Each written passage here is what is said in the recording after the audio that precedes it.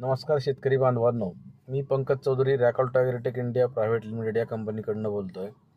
आता सध्याचे वातावरण ढगाळ पावसाचे वातावरण आहे, त्यामुळे ब्लॅक स्पॉट बोट्रायटिस येण्याची दाट शक्यता आहे. आमच्या कंपनीचे मलाकी हे प्रोडक्ट 100 लिटर पाण्याला 60 ml आणि त्यामध्ये स्प्रेवेल 100 लिटर पाण्याला 30 ml अशी फवारणी करणे गरजेची आहे. प्रिव्हेंटिव्ह म्हणून प्रत्येकाने फवारणी करा. मलाकीची फवारणी बेंडिंगवर सुद्धा झाली पाहिजे. तुमची बेंडिंग पिवळी पडणार नाही, त्यावर येणारे ब्लॅक स्पॉट कंट्रोल होतील, बोट्रायटिस कंट्रोल होईल फुलांवरचा आणि डाउनी मिल्ड्यू कंट्रोल करायला याची मदत होईल.